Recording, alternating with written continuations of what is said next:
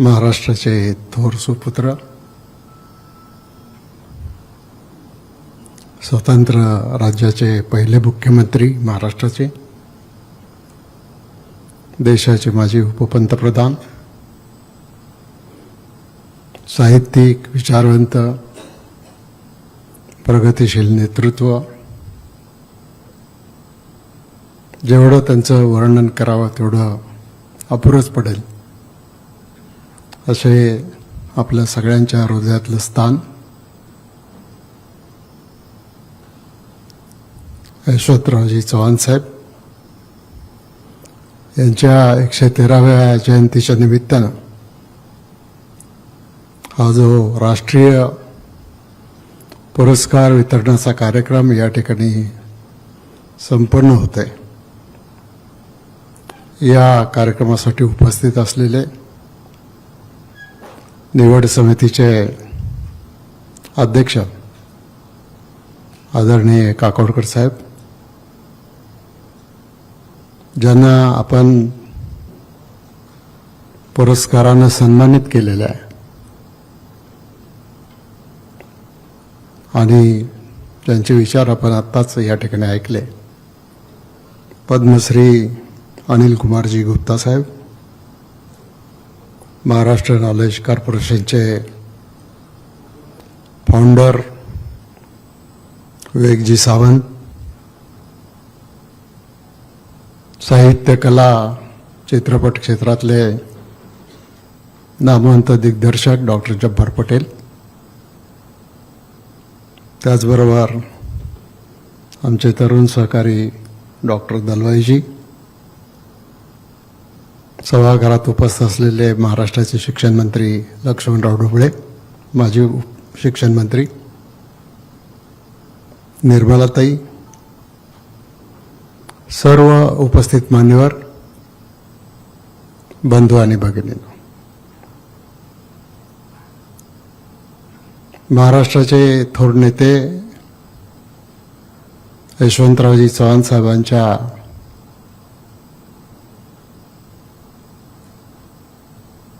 कारकिर्दीनंतर या आपल्या यशवंतराव चव्हाण प्रतिष्ठानची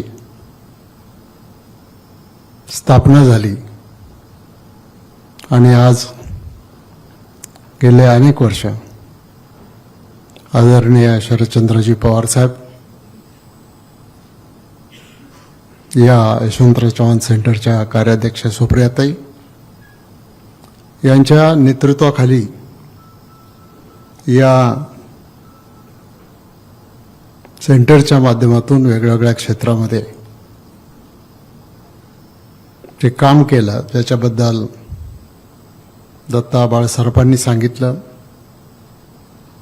आपण चित्रफीतही पाहिली आणि असं हे सगळं काम करत असताना समाजातल्या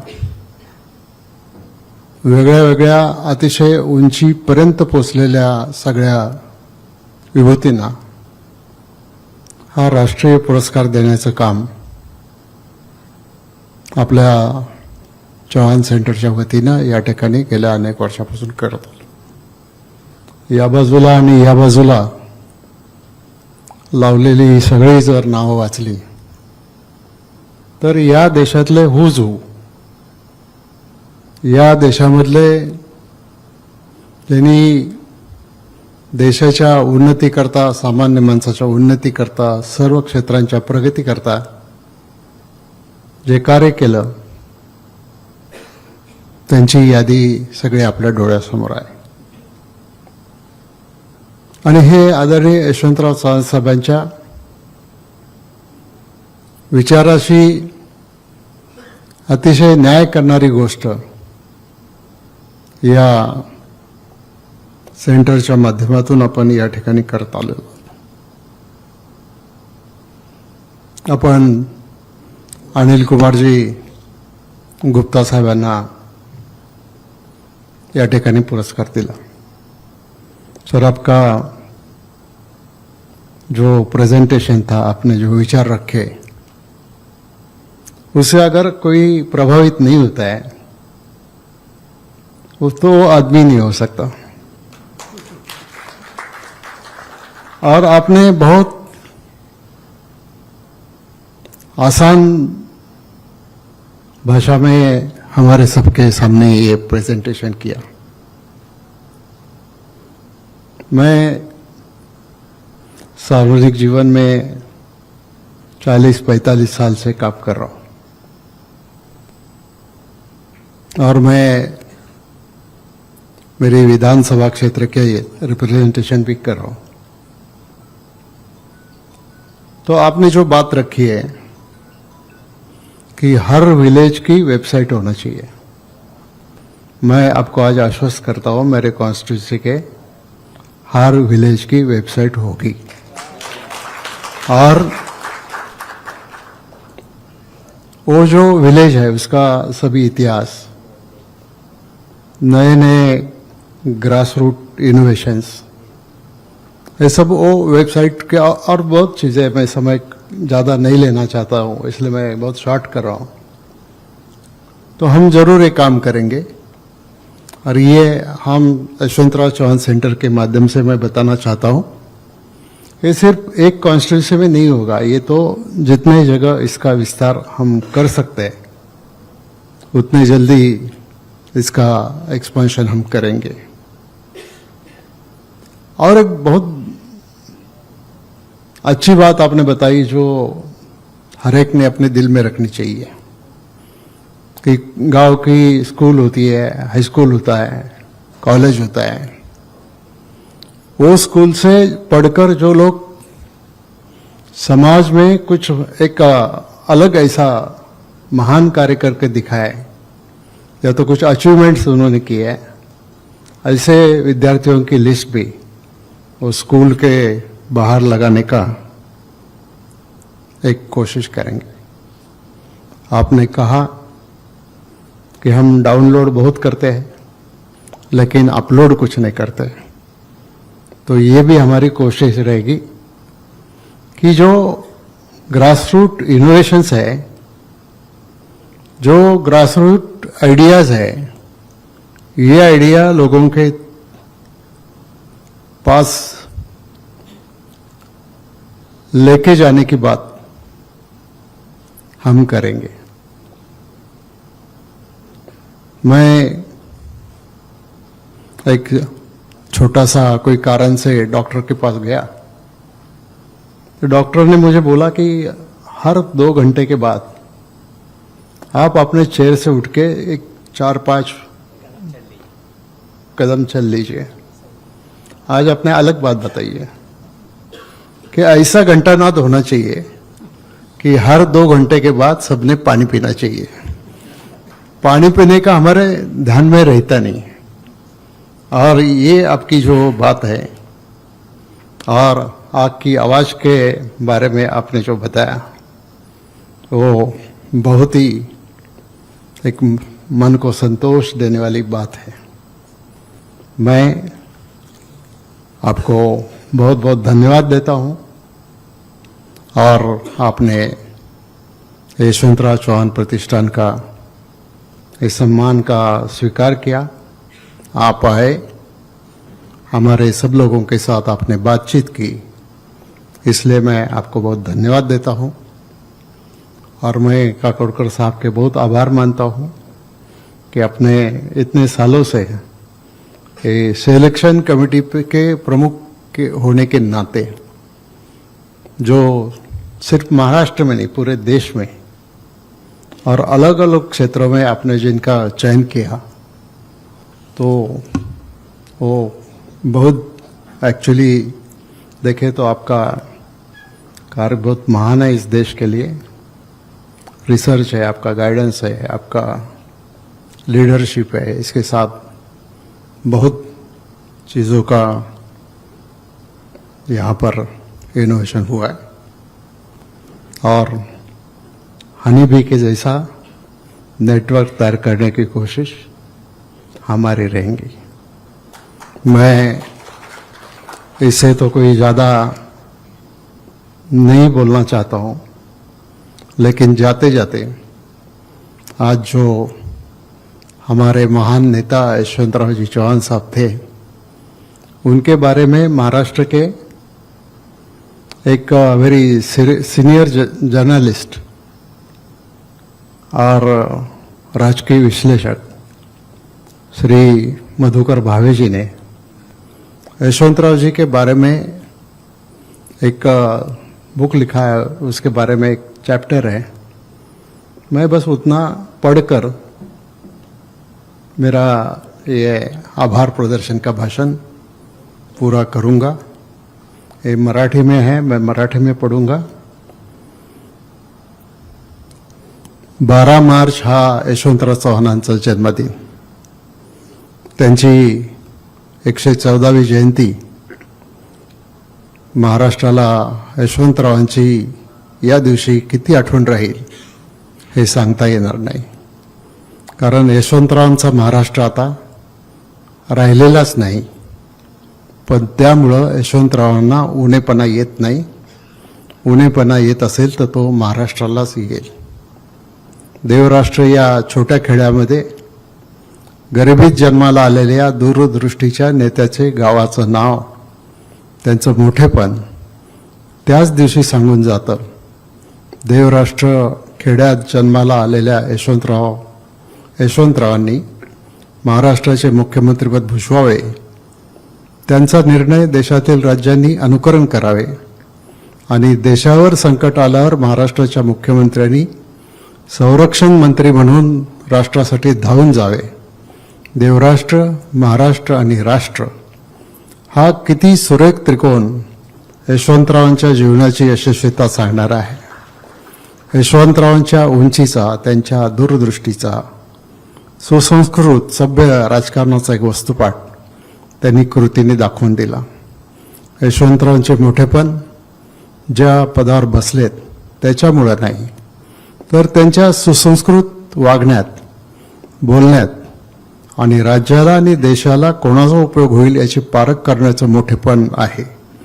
महाराष्ट्रात त्यांनी जी माणसं टिपली, निवडली आणि महाराष्ट्राच्या आणि देशाच्या राजकारणासाठी खोबीने उपयोग करून घेतला, ही दूरदृष्टी आणि त्यांची वैचारिक उंची मला सगळ्यात महत्त्वाची वाटते, असं मधुकर भावे म्हणतात।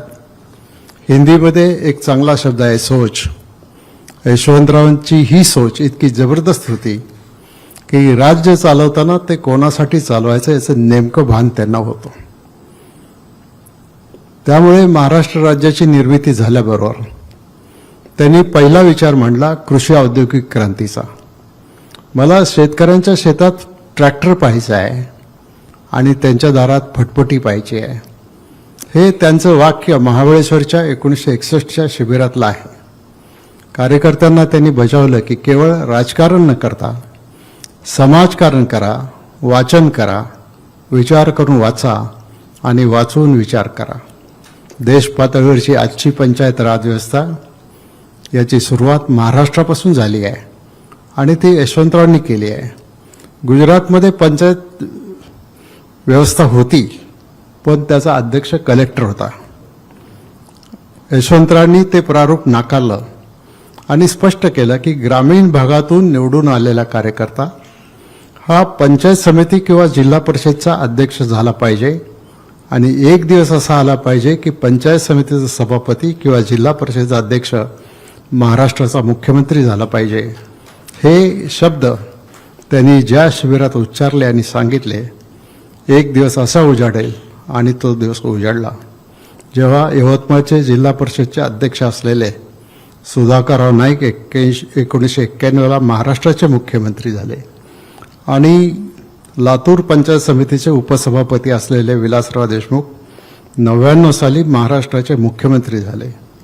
पंचायत राज समितीचे प्रारूप यशवंतरावांनी त्यावेळचे महसूल मंत्री वसंतराव नाईक यांच्या अध्यक्षतेखाली एक समिती नेमून हा दस्तऐवज तयार करून घेतला। तो 392 पानांचा आहे। देशभर हाच अहवाल स्वीकारला गेला आणि ग्रामीण भागातला कार्यकर्ता राज्यकर्ता होऊ शकतो हे महाराष्ट्राने देशाला दाखवून दिलं। यशवंतरावांनी स्थापन केलेली MIDC ग्रामीण भागात किती मोठा रोजगार निर्माण करून गेली आहे हे आपण पाहत आहोत राज्य चालवताना विकासाच्या बरोबर सांस्कृतिक भूमिका तितकीच उच्च दर्जाची होती आणि म्हणूनच त्यांनी तर्कतीर्थ लक्ष्मण शास्त्री जोशी यांच्यासारख्या पुरोगामी विचाराच्या पंडिताला साहित्य संस्कृती मंडळाचा अध्यक्ष केला.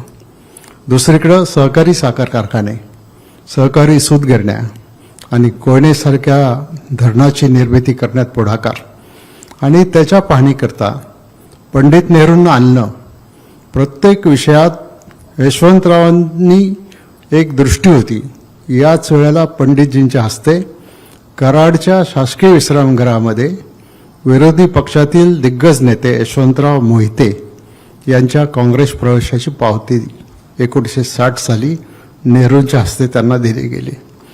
त्याच वेळेला यशवंतरावांनी संयुक्त महाराष्ट्र राज्य होत आहे याची जणू सुरुवात करून दिली. या सर्व भूमिकेला त्यांनी बेरजेचं राजकारण म्हणून असं नाव दिलं.